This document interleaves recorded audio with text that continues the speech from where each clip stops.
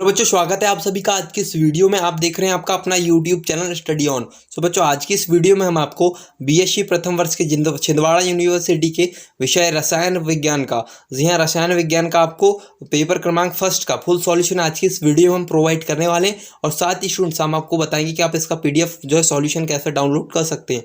तो वीडियो में एंड तक बने रहे। और आपको बता दें कि आपके सभी पेपर के सॉल्यूशन हमारे इस चैनल पर अपलोड किए जा रहे हैं और किए जा चुके हैं। तो जो पेपर अपलोड हो चुके हैं उन्हें देखने के लिए आप इस वीडियो के कमेंट बॉक्स में जाकर, पिन कमेंट बॉक्स में आपको लिंक दिया हुआ है, वहां जाकर आप जो है पूरे इसका जो सॉल्यूशन आप देख सकते हैं बीएससी प्रथम वर्ष के। जी हाँ, तो चलिए वीडियो शुरू करते हैं। आगे बढ़ने से पहले यदि आप इस चैनल पर पहली बार आए स्टूडेंट तो आप इस चैनल को सब्सक्राइब करके बेल आइकन को प्रेस कर दे, ताकि जब भी मैं आपके पेपर से रिलेटेड कोई दूसरी वीडियो अपलोड करूं तो उसका नोटिफिकेशन आपको सबसे पहले मिले। तो चलिए बच्चों वीडियो शुरू कर लेते हैं, देख लेते हैं बीएससी प्रथम वर्ष के रसायन विज्ञान का जो है पेपर क्रमांक फर्स्ट का छिंदवाड़ा यूनिवर्सिटी का जो है पूरा सॉल्यूशन। तो देखिए पहले हम पूरा आपको क्वेश्चन दिखाएंगे, उसके बाद आपके जो है इसके बाद हम आपको आंसर दिखाएंगे। तो देखिए कुछ इस तरीके से आपको क्वेश्चन नंबर 1 में फाइंड आउट द मैक्सिमम, देखिए आपको fx बराबर 3 minus 9x 2 plus 24x minus 18 में उच्चिष्ट और निम्निष्ट ज्ञात करने को कहा गया था। इसके साथ आपको इसके अर्थ में बॉयल का नियम क्या है इसे विभिन्न ग्राफ के द्वारा आपको सिद्ध करना था। साथ ही स्टूडेंट्स आपको देखिए इसके बाद क्वेश्चन नंबर 2 में आपको लघु टिप्पणी लिखना था आदर्श गैस समीकरण में और आदर्श गैस और वास्तविक गैस में अंतर पे। इसके बाद स्टूडेंट आपके इसके अथवे में द्रव्य की संरचना के गुणात्मक विवरण में कोई दो सिद्धांतों का आपको विवेचना करनी थी। शायद इसके बाद देखिए इसके बाद आपको यूनिट 3 में शून्य कोटि की अभिक्रिया का जो आपको समीकरण और इसके दो उदाहरण लिखने को कहे गए हैं। इसके और में स्टूडेंट देखिए आपको आगे देखिए कुछ पूछा गया है इसके और में क्वेश्चन नंबर 3 में आर्यनीय समीकरण सक्रियण ऊर्जा आपको पूछी गई है। इसके बाद स्टूडेंट देखिए इसको आपको क्वेश्चन नंबर 4 आपका यूनिट 4 में आपको देखिए लघु टिप्पणी आपको नाभिक विखंडन में और रेडियो एक्टिविता के अनुप्रयोग में आपको लिखनी है। साथ ही इसके आगे आपको इसके अथवे में टिप्पणी लिखिए समस्थानिक और संभारिक और सौम्य वही आपको 3 दिए इसमें आपको टिप्पणी लिखनी है। इसके आगे स्टूडेंट्स आपको देखिए आपको अगला क्वेश्चन नंबर 5 में यूनिट 5 में लय सातालीय के सिद्धांत आपको लिखने को बोले गए हैं। साथ ही आपको लघु टिप्पणी लिखनी है अथवा में हार्डी-सुलजे के नियम पे और टिंडल प्रभाव। तो चलिए इसका पूरा आंसर अब हम देख लेते हैं। इस तरीके से आपको 5 क्वेश्चन पूछे गए। तो चलिए इसका आंसर अब हम देख लेते हैं। देखिए क्वेश्चन नंबर 1 का आंसर देखिए बॉयल का नियम आपको पूछा गया था क्वेश्चन नंबर 1 में। जी हाँ, तो क्वेश्चन नंबर 1 का आंसर जो है अथवे का है, आपको हमने यहाँ प्रोवाइड करवाया था। वो क्वेश्चन नंबर 1 का अथवे का आंसर कुछ इस तरीके से लिखना है।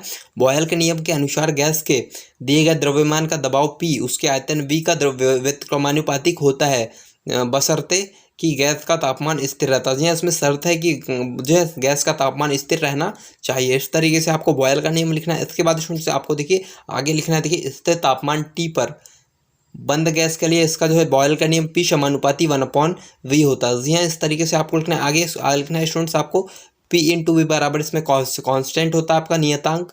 और इसके बाद P1 is equal to V1 बराबर P2 is equal to V2। जहाँ पहला दाब दूसरे दाब के बराबर, दूसरा आयतन दूसरे दाब के दूसरे आयतन के बराबर। यहाँ मतलब दाब और जो है आयतन का गुणनफल दूसरे दाब के आयतन और गुणनफल के बराबर होता है। इसके आगे स्टूडेंट्स आपको लिखना है, देखिए इस तरीके से इसको आपको ग्राफ बना लेना है बॉयल के नियम का। इस तरीके से देखिए आपकी स्क्रीन पर दिख रहा है, आपको इस वीडियो को रोककर इसका पूरा आंसर लिख लेना है। चलते हैं अपने नेक्स्ट देखिए आगे तरफ। आगे देखिए आपको लिखना है, आगे लिखना है देखिए कूलाम के नियम में आपको बॉयल के नियम में कलम ट्यूब बॉयल के नियम की पुष्टि करने में सहायक है।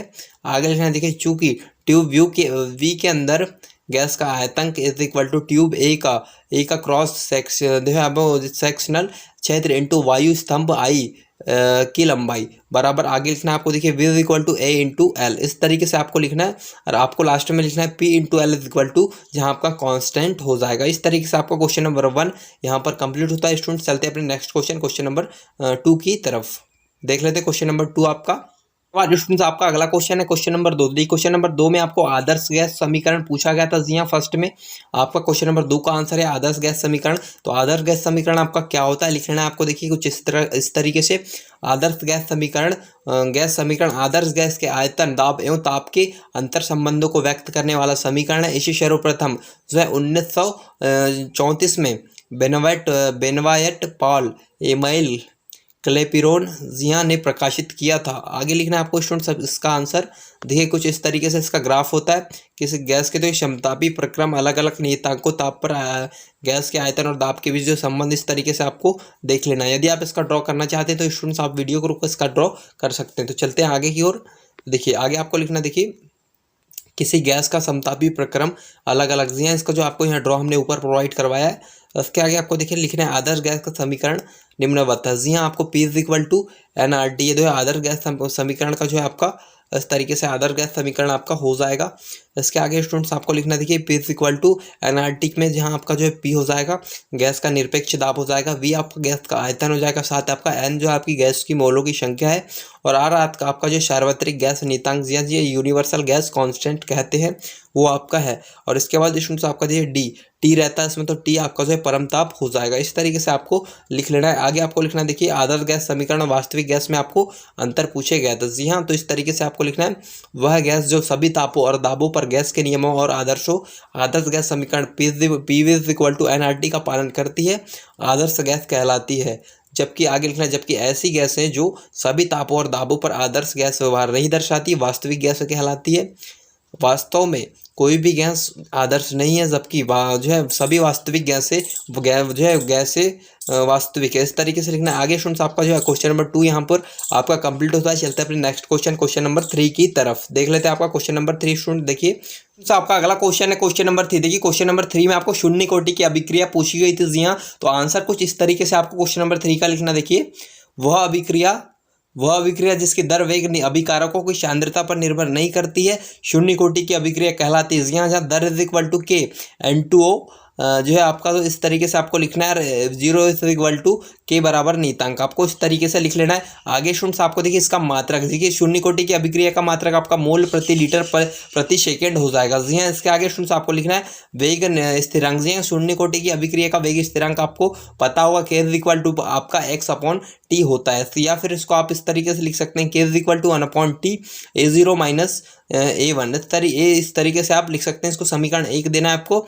इसके बाद लिखना है समीकरण 1 शून्य कोटि की अभिक्रिया का समकलित वेग समीकरण या समकलित वेग नियम को व्यक्त करती है। इस तरीके से आपको लिखना है। आगे स्टूडेंट्स आपको इसका उदाहरण लिखने को कहा गया था। देखिए उदाहरण लिख लेते हैं हम इसका। उदाहरण में शून्य कोटि की अभिक्रिया में आपको देखिए H2O plus Cl2 is equal to आपका H2O हो जाएगा। जी हाँ, इस तरीके से आपको लिखना है। इसके बाद देखिए इसको आप जो है इस तरीके से भी लिख सकते हैं 2HCl। जी हाँ, 2HCl आप लिख सकते हैं इसको। देखिए स्टूडेंट्स आपको कुछ इस तरीके से H2O प्लस आपका Cl2 इज इक्वल टू आपका 2HCl हो सकता है। जी हाँ, तो ये आपको शून्य कोटि की अभिक्रिया का उदाहरण है, ये आपको नहीं लिखना है। ये जो है पानी की उपस्थिति में करवाया गया है, आपको जो दिया हुआ है। आपको जो H2 प्लस Cl2 से 2HCl बनेगा। इसके बाद आपको जो दर इसका K is equal to H2 less than, देखिए इस तरीके से 0 Cl2। इसके बाद आपको इस तरीके से चिन्ह लगाना है 0 इज इक्वल टू K। इस तरीके से आपको दर लिख लेना है। इसके आगे स्टूडेंट्स आपको लिखना, देखिए लास्ट में आपको लिखना है शून्य कोटि की अभिक्रिया।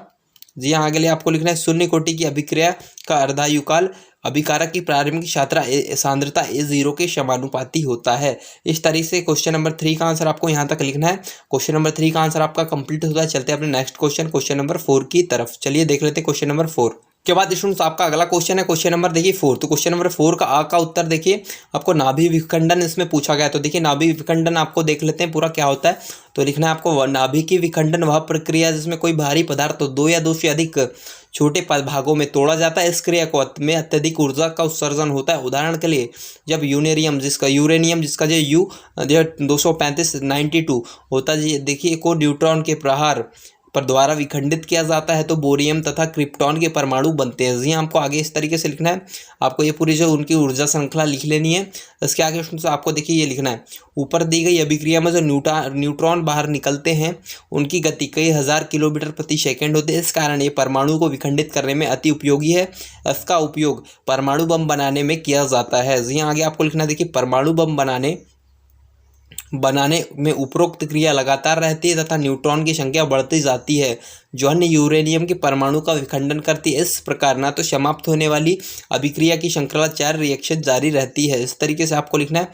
आगे स्टूडेंट्स आपको देखिए इसके बा में आपको देखिए पूछा गया था। जी हाँ, इस तरीके से आपको ब का उत्तर लिखना है। बा में भी आपको पूछा गया था। देखिए चिकित्सा उद्योग कृषि अनुसंधान और प्रशिक्षण आदि के क्षेत्रों में विकृति श्रोणित के बढ़ते हुए प्रयोग के कारण रेडियो सक्रिय पदार्थों का जो है आपको उपयोग पूछा गया था। तो आपको इस तरीके से लिखना है ब में का परिवहन बहुत बढ़ गया है। ऐसे पदार्थ का उत्पादन स्थल से प्रयोग के स्थान तक, प्रयोग के एक स्थान से दूसरे स्थान तक, प्रयोग के एक स्थान से सुरक्षित निपटान करने वाली एजेंसी तथा परिवहन करना पड़ता है। भारत में कुछ देखिए RBQ और PQB तथा सक्रियता वाले 1 लाख से अधिक पैकेजों का प्रतिवर्ष परिवहन किया जाता है।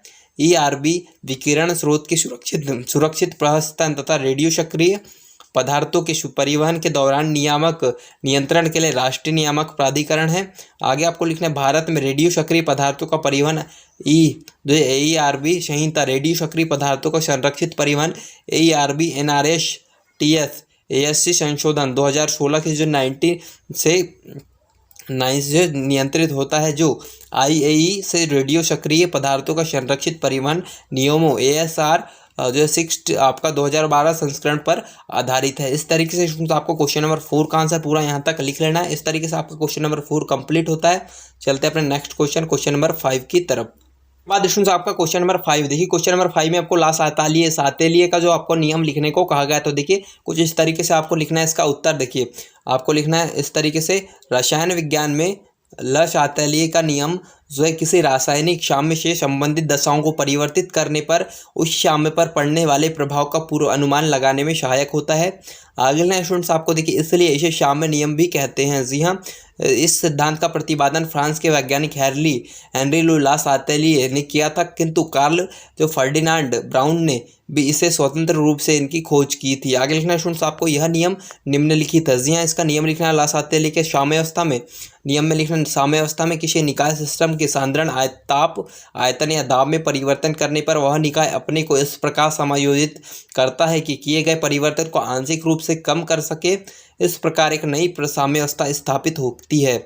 आगे लिखना स्टूडेंट्स आपको, इसी को दूसरे तरह से इस प्रकार कह सकते हैं, साम्यावस्था में किसी निकाय को विक्षुब्ध करने पर वह तंत्र अपने आप को इस प्रकार समायोजित करता है कि परिवर्तन को निष्प्रभावी बनाया जा सके। इस तरीके से तो आपको क्वेश्चन नंबर 5 का आंसर पूरा यहाँ तक लिखना है। इस तरीके से आपको जो है रसायन विज्ञान के आपके 5 क्वेश्चन पूरे हमने कंप्लीट कर गए हैं सेट A के। तो ठीक इस तरीके से आपको क्वेश्चन ये कंप्लीट होते हैं। तो उम्मीद है बच्चों की जो है क्वेश्चन से आप सभी क्वेश्चन से श्योर हो गए। यदि किसी भी क्वेश्चन के आंसर में आपको डाउट है तो नीचे आप कॉमेंट बॉक्स में कॉमेंट कर सकते हैं। और साथ ही आपको जो इसके जो PDF डाउनलोड करने के लिए हमारे इस चैनल पर जो है आपको नीचे इस वीडियो के नीचे जो है डिस्क्रिप्शन बॉक्स में हमारे व्हाट्सएप ग्रुप का लिंक दिया हुआ है, वहाँ जाकर आप जो ज्वाइन हो सकते हैं। आपको वहाँ पर आपके सारे पेपर के सॉल्यूशन साथ ही हो सकता है कि हम आपको वहाँ PDF प्रोवाइड कर दें। तो मिलते हैं बच्चों नेक्स्ट वीडियो में नेक्स्ट सॉल्यूशन के साथ। जब तक ले जय हिंद, वंदे मातरम।